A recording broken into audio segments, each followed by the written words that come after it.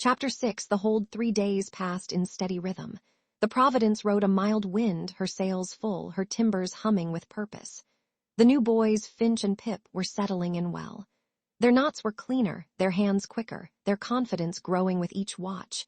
Even Jonah admitted quietly that they were shaping up fine. The weather held fair. The sea stayed calm. Everything was as good as a voyage could offer. That afternoon, Jonah led a small inspection party into the lower hold, a routine check of lashings, barrels, and delicate cargo. With him were Finch, Pip, and Isaac Cole, a broad-shouldered sailor from Barbados with a calm voice and eyes that missed nothing. The hold was dim, lit by a single lantern hung from a beam. The air was thick with the smell of damp wood, salt, and the faint sourness of old rope. The ship creaked softly around them, the sound deep and steady, like a creature breathing in its sleep. Jonah moved ahead, lantern held high. "Mind your footing, deck slick down here." They checked the water casks tight, the flour barrels dry, the crates of Venetian goods secure. Everything was in order, everything was right. Jonah stepped into the next row of cargo, the lantern swinging gently in his hand. And then the light brushed across a tall, linen-wrapped shape in the far corner, rectangular, bound in rope. Still faintly damp, though nothing else in the hold was. Finch slowed. "What's that?" "Cargo," Jonah said without turning. "Some Venetian gentleman's vanity, don't fuss with it." Kept walking. But Isaac Cole had stopped. He stood a few paces back, shoulders squared, eyes fixed on the wrapped object. The lantern's glow caught the faintest suggestion of something beneath the cloth, a smoothness, a sheen, a coldness that didn't belong to wood or rope or canvas. Finch noticed him lingering. "Isaac, something wrong." Isaac didn't answer at first. He just stared at the shape, jaw set, breath slow, then quietly. "Some things don't belong below the waterline." Jonah glanced back. "It's just a mirror, Cole." Isaac's voice stayed low. "A mirror's never just a mirror." Pip frowned. "What do you mean?" Isaac finally tore his gaze away. "Nothing for you boys to worry on, come along."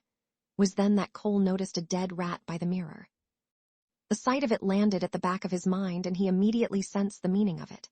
A chill ran down his back. He noted it and did his best to shake it off.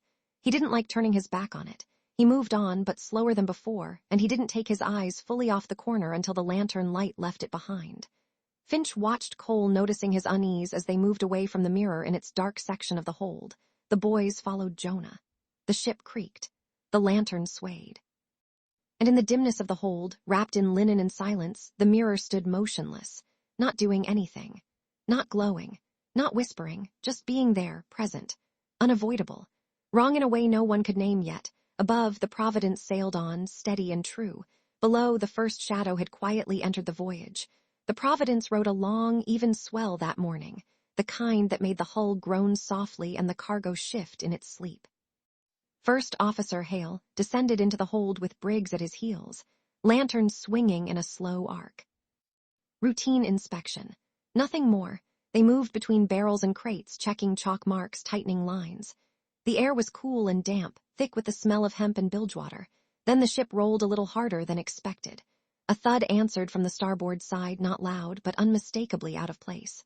Hale lifted the lantern. One tall crate had slipped from its mark. The ropes around it sagged, one frayed nearly through where the wood had rubbed against a barrel. Briggs stopped short. "That's the one," he said quietly. Hale crouched, testing the line. The rope gave under his fingers, soft with moisture. "This won't hold another night," he muttered. "Too narrow a base, too much height. If we take a hard roll, it'll go over." Briggs swallowed. "What's in it again?" "Venetian glass," Hale said. "A mirror. Captain signed for it himself." Nodded, though he didn't step closer. Hale stood, brushing dust from his hands. "We can't keep it down here, not like this. If a barrel breaks loose or the weather turns, it'll be in splinters." Briggs exhaled, relieved to move on. "Best tell the captain."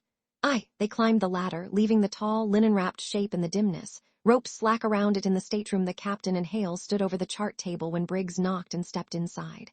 The stateroom smelled of coffee, pipe smoke, and varnished wood, a world away from the hold. Hale gave a crisp report. "One of the crates has shifted, sir. The tall one. Lashings are failing.